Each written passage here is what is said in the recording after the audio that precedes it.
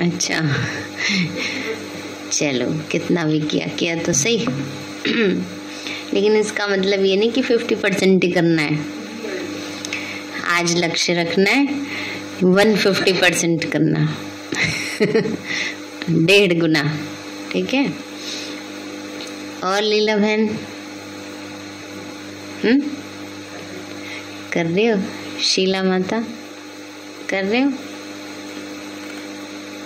क्या करती हो? अच्छा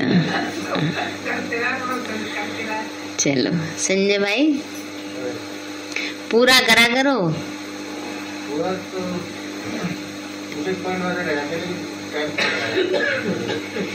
अरे भाई, कोई शरीर से थोड़ी मेहनत करनी है।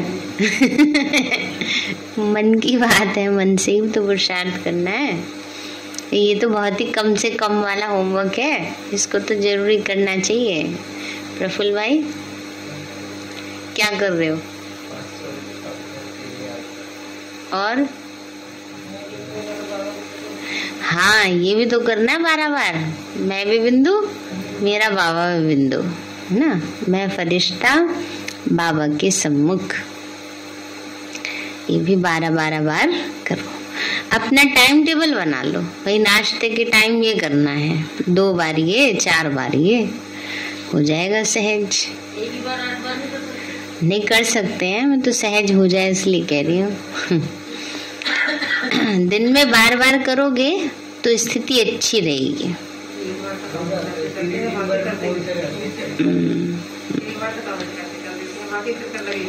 हाँ, उससे अच्छा कंटिन्यूशन में रहता है, इसलिए कहते हैं। ये तो अच्छी बात है, व्यर्थ से मुक्त हो जाते हो। चलो, ओम शांति। आज प्यारे बाबा के 20 तारीख के महावाक्य हैं। बाबा बोले, मीठे बच्चे, तुम जो भी सुनते हो उस पर विचार सागर मंथन करो, तो बुद्धि में सारा दिन यह ज्ञान टपकता रहेगा। मीठे बच्चे, तुम जो भी सुनते हो उस पर विचार सागर मंथन करो, तो बुद्धि में सारा दिन यह ज्ञान टपकता रहेगा। प्रश्न है, यहाँ का कौन सा हुनर नई दुनिया की स्थापना में काम आएगा?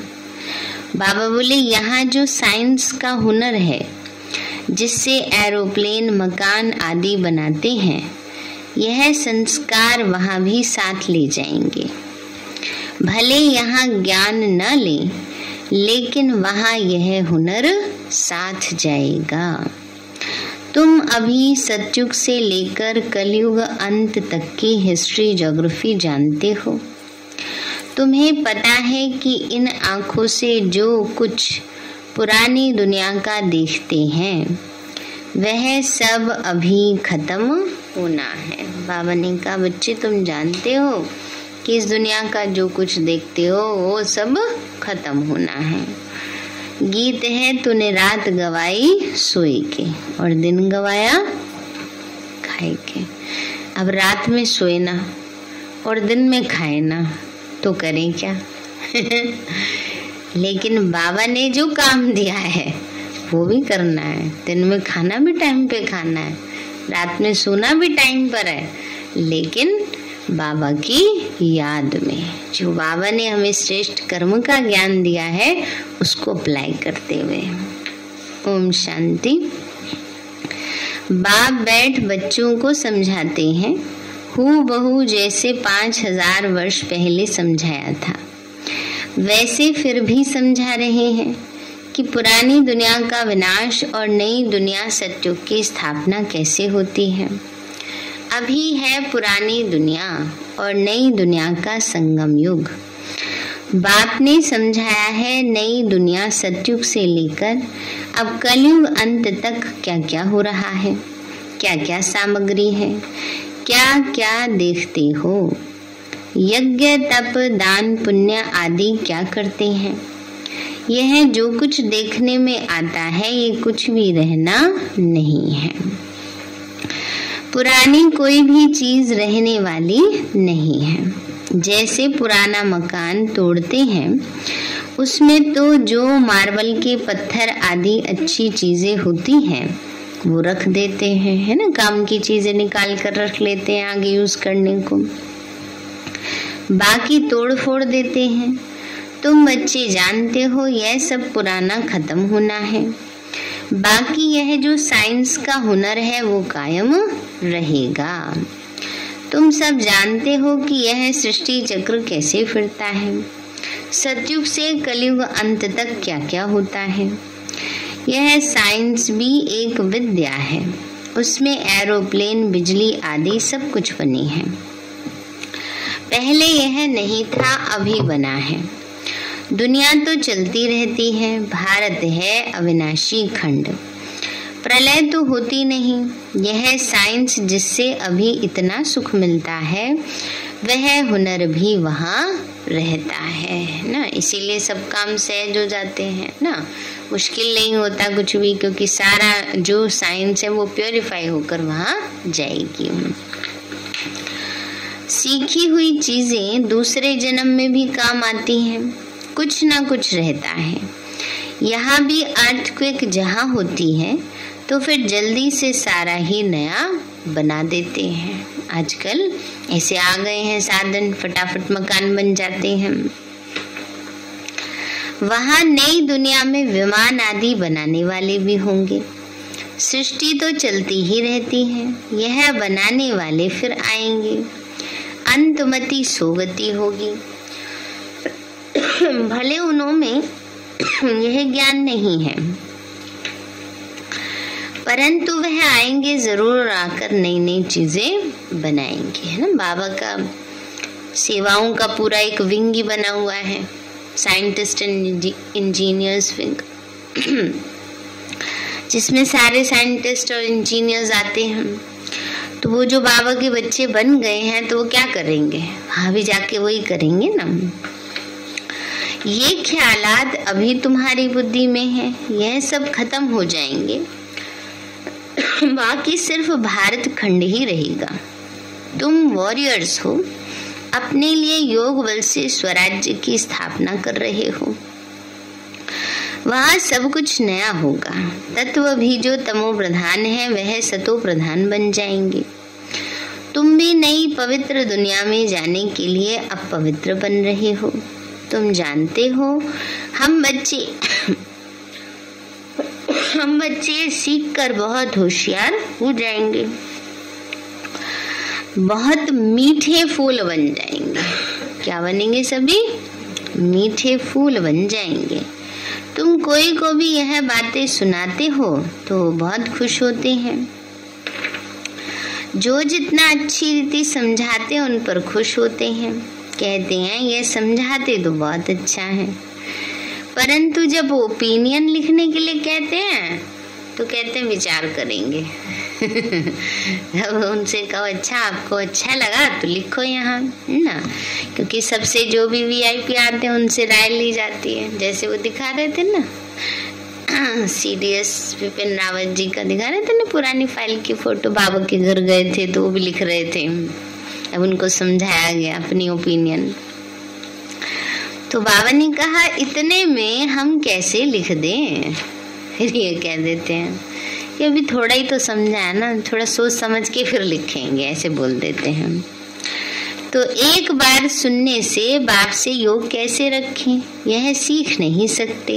अच्छा तो लगता है, तुम यह जरूर समझाते होंगे कि अब पुरानी दुनिया का विनाश होना है, पापों का बोझा सिर पे है। तभी लोगों के सिर में ज्यादा दर्द रहता है आजकल क्योंकि इतना पाप का बोझा है। यह पतित बहुत है। हाँ, टेंशन का ही सिर दर्द है आजकल। पहले सिर दर्द पता ही नहीं होता था होता क्या है। बाबा कहते हैं बच्चे, पापों का बोझा बहुत सिर पर है। यह पतित दुनिया है, पाप बहुत किए हुए हैं। रावण राज्य में सब पतित हैं, तब तो पतित पावन बाप को बुलाते हैं। ये ज्ञान अभी ही तुमको है। सतयुग में यह कोई नहीं जानते कि इसके बाद त्रेता आएगा। वहाँ तो प्रारब्ध भोगते हैं।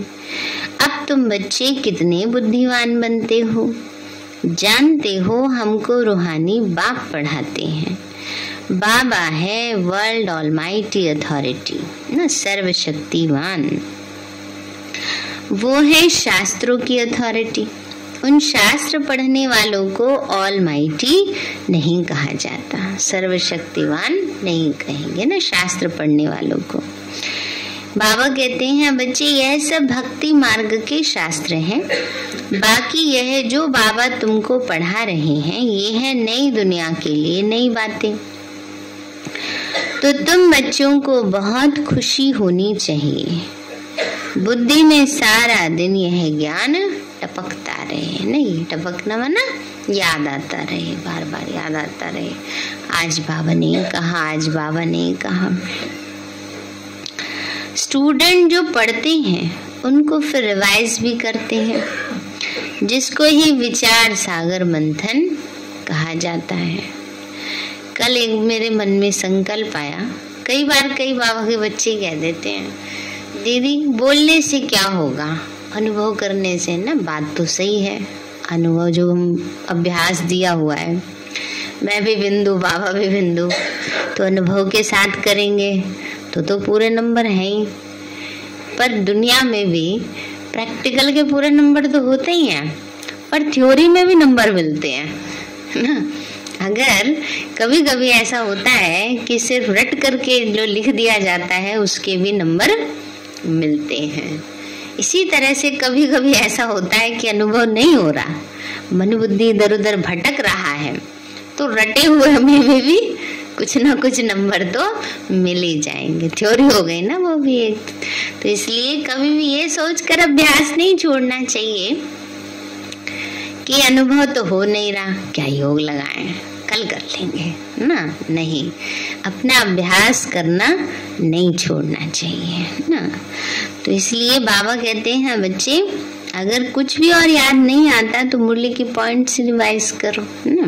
बाबा की याद में जो भी सुकर्म होंगे उसके तो पॉइंट्स, बिल्कुल सुकर्म के तो पॉइंट्स पूरे पूरे विकर्म नहीं बनेगा उतने समय में। चाहे ऊपर से ही रट रहे हैं तो कुछ और नहीं करेंगे ना, सोचेंगे भी और नहीं, क्योंकि नहीं अगर सोच भी रहे होंगे तो वो अंदर का द्वंद, पॉजिटिव पावर अंदर के द्वंद को खत्म करेगी, ये भी फायदा होगा। तो तुम बड़े आदमी हो। बाबा कहते हैं बच्चे तुमको बहुत खुशी होनी चाहिए। किस बात की? तुम बहुत बड़े आदमी हो। कम थोड़े हम किसी से हैं पर लड़ने मत लग जाना हम बड़े आदमी हैं। हाँ, भगवान के बच्चे, ये सबसे बड़ा हमारा पद है, VIP है। तो तुमको पढ़ाने वाला भी ऊंचे ते ऊंचा पाप है। तो तुमको सदैव खुशी का पारा चढ़ा रहना चाहिए। सदैव बुद्धि में बातें रिवाइज करो कि पहले पहले हम पावन थे, फिर 84 जन्म ले पतित बन गए। अब ड्रामा प्लान अनुसार बाबा पावन बना रहे हैं। साधु संत सब कहते हैं हम रचयिता बाप और रचना के आदि मध्य अंत को नहीं जानते। तुम जानते हो क्राइस्ट फिर अपने समय पर आएगा। कृष्ण का जैसे सारी पृथ्वी पर राज्य था, अब सब अलग अलग हो गए हैं, आपस में लड़ रहे हैं। अब कहते हैं एक राज्य एक भाषा हो, मत भेद ना हो, ये कैसे हो सकता है? अब तो आपस में लड़ झगड़ करके और ही पक्के हो गए हैं। बाबा कहते हैं अब तो लड़ने का अभ्यास और पड़ गया है इतने लड़ झगड़ के और पक्के हो गए हैं। पहले तो सोचते थे शांति हो शांति हो, चलो नहीं बनाते बम, सभी तो और ही बड़े से बड़े, बड़े से बड़े। अच्छा इसने ये कर दिया, हम ये करके दिखाएंगे, हैं भीड़ ही मार देते हैं। तो बाबा कहते हैं बच्चे अभी यह तो हो नहीं सकता जो सबकी एक देवताई मत हो जाए।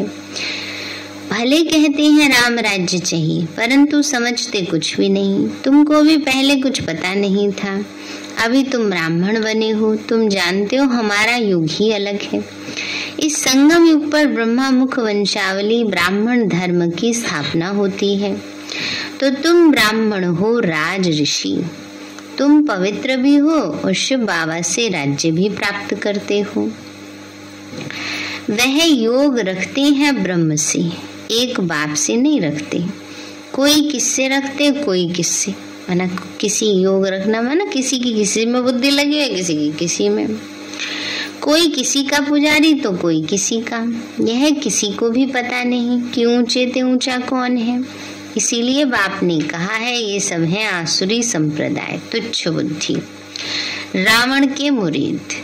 तुम अभी शिव बाबा के बने हो, तुमको बाप से वर्षा मिलता है। नई दुनिया सतयुग का। बाबा कहते हैं आत्माएं, तुमको अब तमो प्रधान से सतो प्रधान जरूर बनना है, इसलिए सिर्फ मुझे याद करो ना। बाबा ने कहा सतो प्रधान बनने का एक ही आधार है, क्या करो, सिर्फ बाबा को याद करो। कितनी सहज बात है। गीता में कृष्ण का नाम डाल दिया है, फिर उसको द्वापर युग में ले गए। भूल तो भारी की है, परंतु यह बातें उनकी ही बुद्धि में बैठेंगी जो स्थायी यहाँ आते रहेंगे ना। कई बार कई बच्चे बाबा क्या कहते हैं, मुरली समझ में नहीं आती है, कितने दिन सुनिए ये बताओ। अगर अभ्यास नहीं करेंगे, पहले दिन बच्चे को स्कूल में भेजा, सारी पढ़ाई पढ़ ली उसने एक दिन में, कितना भी कोई एडवांस हो, बड़ा इंसान हो, वो भी नहीं पढ़ सकता है एक दिन में या एक हफ्ते में, एक महीने में। तो आप सोचो कि मुरली आप सुन रहे हो, इतनी आत्मा पर जन्म जन्म की मैल चढ़ी हुई है, इतना व्यर्थ बुद्धि में भरा हुआ है, ज्ञान इतने रतन है, उसको धारण करने के लिए सफाई तो चाहिए बुद्धि की। जब रोजाना अभ्यास करते जाओगे, सुनते जाओगे, कई बातें ऐसी होती हैं जिसको समझने के लिए हमारी बुद्धि उतनी विशाल होनी चाहिए ना। उतनी विशालता कब आएगी, जब हम रोज मुरली सुनते हैं ना। नहीं तो जो शुरू में बात सुनते हैं उसकी गहराई उस समय समझ में नहीं आती है, जब बार बार सुनने के बाद, अभ्यास के बाद आती है ना। अब हम छोटे थे, मुरली सुनते थे, वर्षा ही नहीं पता था क्या होता है, बस वर्षा लेना है, सोचते थे बरसात होती है। छोटे थे ना, बच्चे थे, उनके लिए तो यही बरसात है ना। राजाई को राजाई थोड़ी कोई समझा जाता है रजाई समझा जाता है। चलो हम तो उम्र में छोटे थे इनको रजाई चाहिए।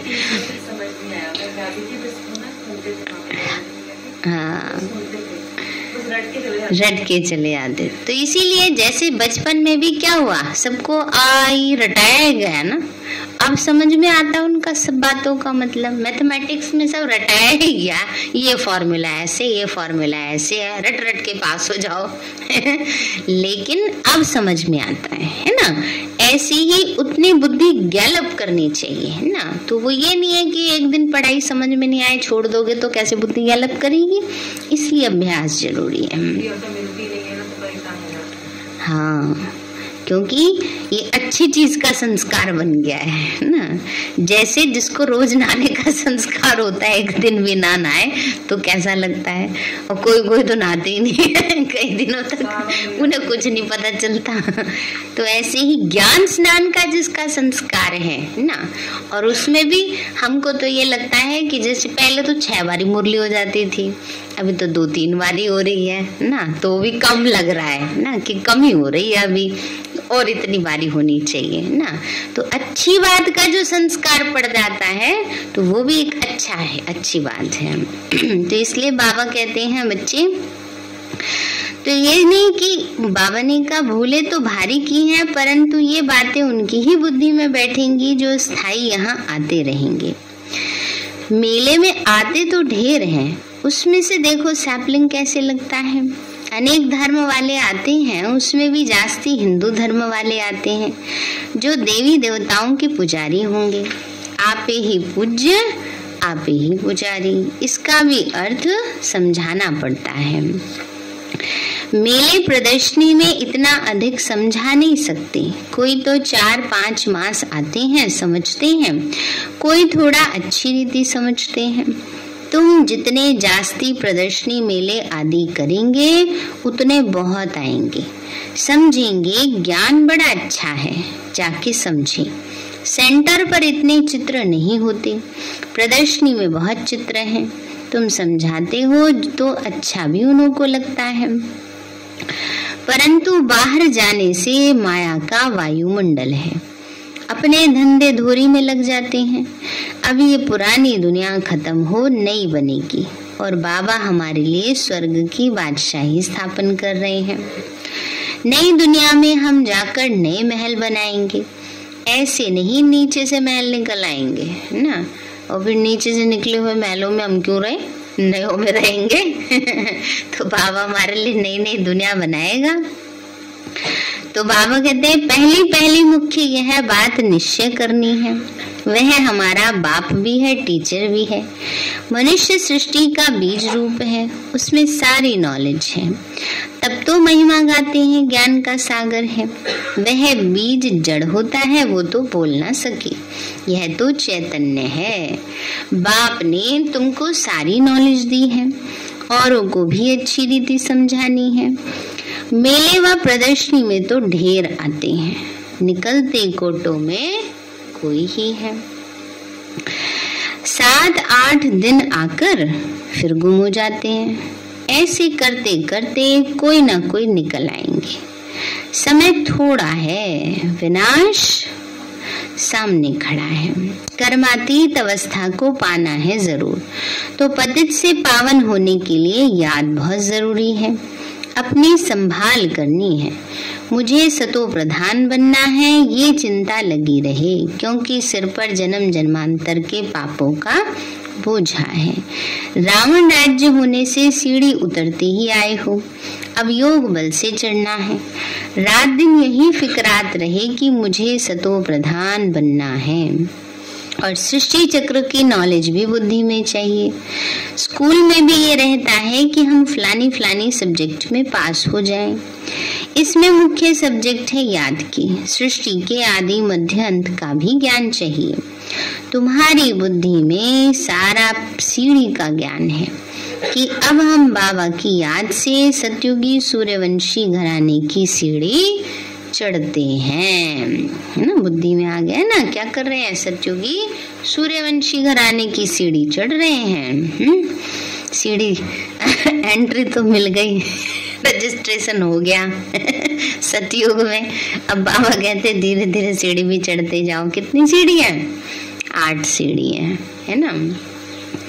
तो 84 जन्म लेते लेते सीढ़ी उतरते आए, अब फट से चढ़ जाना है। गायन है ना सेकंड में जीवन मुक्ति, इस जन्म में ही बाप से जीवन मुक्ति का वर्षा लेकर सो देवता बन जाएंगे। बाबा कहते हैं बच्चे तुम ही सूर्यवंशी थे, फिर चंद्रवंशी वैश्यवंशी बने, अभी तुमको ब्राह्मण बनाता हूँ। ब्राह्मण है चोटी, ऊंचे ते ऊंचा परमपिता परमात्मा आकर ब्राह्मण देवता क्षत्रिय 3 धर्म स्थापन करते हैं। बाबा कहते हैं बच्चे, बाबा क्या कर रहे हैं, अभी 3 धर्म स्थापन कर रहे हैं। तुम जानते हो अभी हम ब्राह्मण वर्ण में हैं, फिर देवता वर्ण में आएंगे। बच्चों को रोज कितना बुद्धि में ज्ञान भरते रहते हैं, जिसको धारण करना है, नहीं तो आप समान कैसे बनाएंगे। सूर्यवंशी घराने में बहुत थोड़े आएंगे जो अच्छी रीति पढ़ेंगे और पढ़ाएंगे।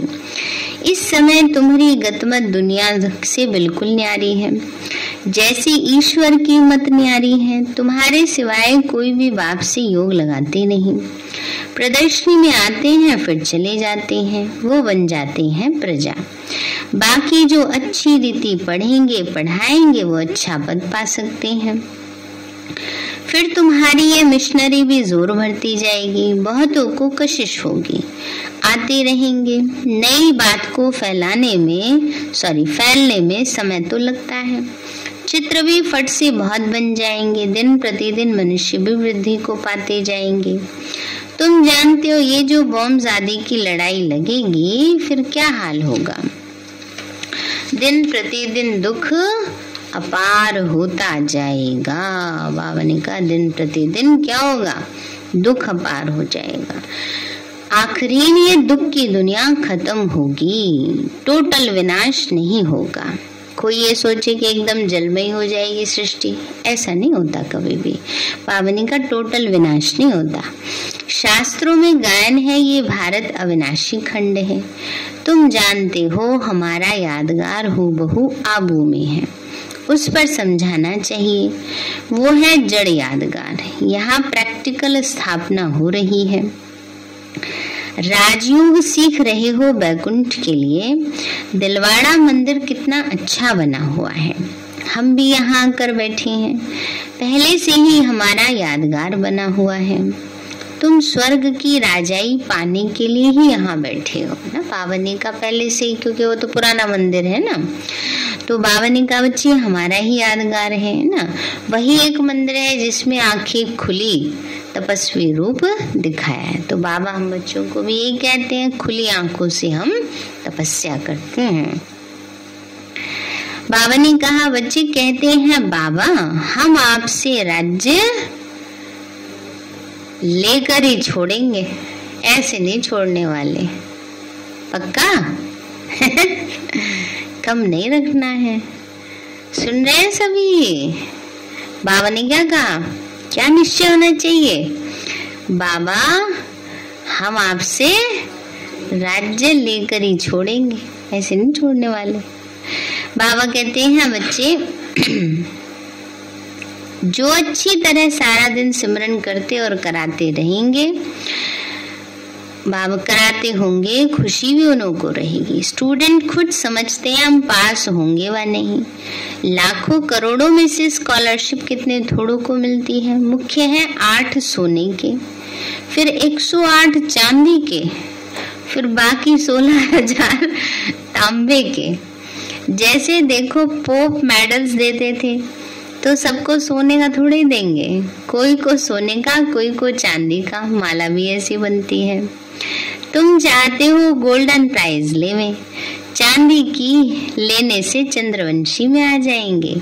बाबा कहते मुझे याद करो तो विकर्म विनाश होंगे, और कोई उपाय ही नहीं है। यही फुरना रखो पास होने का।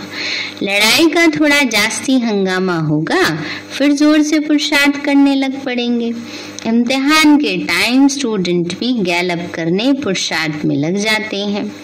यह भी बेहद का स्कूल है। प्रदर्शनी पर खूब प्रैक्टिस करते रहो ना, क्योंकि उन दिनों तो प्रदर्शनी पर समझाना यही बहुत बड़ी सेवा होती थी, लेकिन इस समय तो बाबा कहते मनसा सेवा सबसे बड़ी सेवा है। तो सारा दिन वही अभ्यास करते रहो।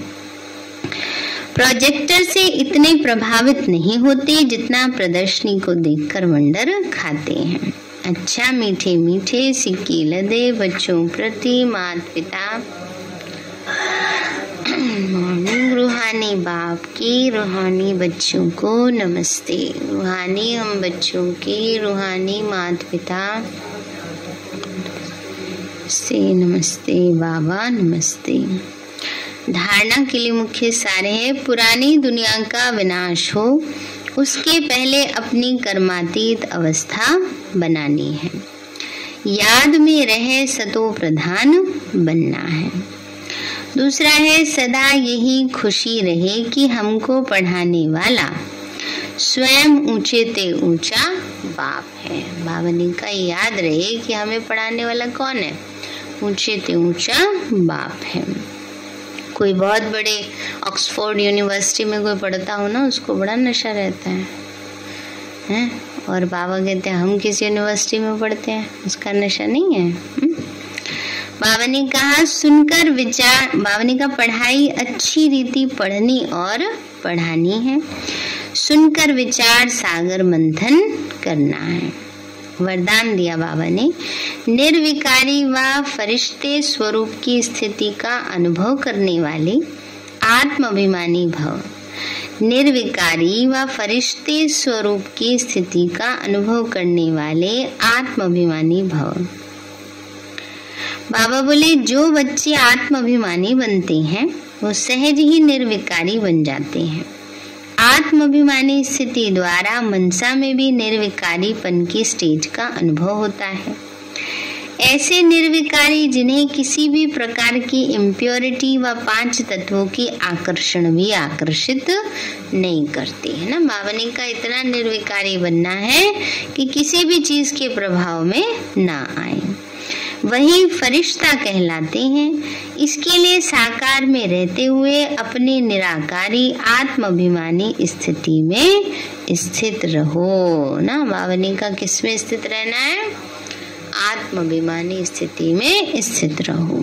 स्लोगन है, जीवन में अतीन्द्रिय सुख का अनुभव करने के लिए विशेष अमृत वेले एकांत प्रिय बनो।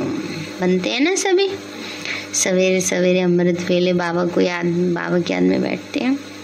जीवन में अतीन्द्रिय सुख का अनुभव करने के लिए विशेष अमृत वेले एकांत प्रिय बनो। सारे हैं मीठे बच्चे, तुम जो भी सुनते हो उस पर विचार सागर मंथन करो तो बुद्धि में सारा दिन यह ज्ञान टपकता रहेगा। प्रश्न है, यहाँ का कौन सा हुनर नई दुनिया की स्थापना में काम आएगा? बाबा बोले, यहाँ जो साइंस का हुनर है जिससे एरोप्लेन मकान आदि बनाते हैं, ये संस्कार वहाँ भी साथ ले जाएंगे। यहाँ भले ज्ञान न ले लेकिन वहाँ यह हुनर साथ जाएगा। तुम अभी सतयुग से लेकर कलयुग अंत तक की हिस्ट्री ज्योग्राफी जानते हो। तुम्हें पता है कि इन आंखों से जो कुछ पुरानी दुनिया का देखते हैं वो सब अभी खत्म होना है। गीत है, तूने तो क्या करना है? रात को सोना नहीं है, दिन में खाना नहीं है। अच्छा, नहीं, ये नहीं सोचना चाहिए कभी भी। शरीर को भी पूरा रेस्ट देना चाहिए, वरना ब्रेन कमजोर हो जाता है। दिन में रेस्ट कर लो थोड़ा, क्योंकि उससे ना ब्रेन धीरे धीरे वीक होता जाता है कम रेस्ट करने से। इस समय में बहुत ज्यादा नेगेटिविटी होती है ना चारों तरफ, तो दिमाग को रेस्ट जरूरी होता है।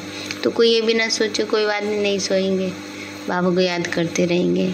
ज्यादा ना सोने से भी ना योग उतना अच्छा नहीं लगता, इसलिए थोड़ा अपना इन सब बातों का भी, छोटी छोटी बातों का ध्यान रखते हैं। हाँ सोना भी है, खाना भी है, लेकिन बाबा की याद में। अच्छा, मीठे बाबा, आपने हमें सब कुछ दिया, आपका पदम गुणाबार शुक्रिया। प्यारे बाबा, आप हमें ज्ञान, गुण, शक्तियों, वरदानों और सद्बुद्धि से भरपूर करते हो, आपका बार बार शुक्रिया। मीठे बाबा, आपने मुझ आत्मा को, इस सेवा स्थान को, विश्व की सर्वात्माओं को निर्विघ्न बनाया, आपका बार बार शुक्रिया। प्रकृति के 5 तत्वों का भी शुक्रिया, साइंस के साधनों का भी शुक्रिया, लौकिक अलौकिक परिवार का भी शुक्रिया। हे तन, तुम्हारा भी शुक्रिया। विश्व की सर्वात्माओं का और ब्रह्मांड की सारी शक्तियों का सब प्रकार का सहयोग देने के लिए शुक्रिया।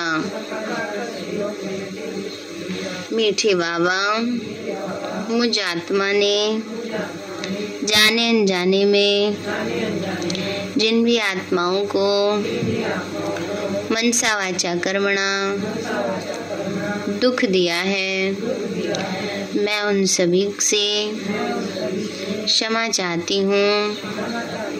मुझे क्षमादान दिलाओ। और जिन आत्माओं ने मुझे दुख दिया है, विघ्न रूप बने हैं, मैं उन सभी को दिल से क्षमा करती हूँ। सबका कल्याण हो, सबको सुख शांति सद्बुद्धि मिले और बाबा के सेंटर की सेवाएं खूब बढ़ती जाएं। शिव बाबा से सारी शक्तियाँ मुझ आत्मा में समा रही हैं, पूरे शरीर में फैल रही हैं, पूरे घर में फैल रही हैं, पूरे देश पूरी दुनिया में फैल रही हैं। सब प्रकार के वायरस नष्ट होते जा रहे हैं।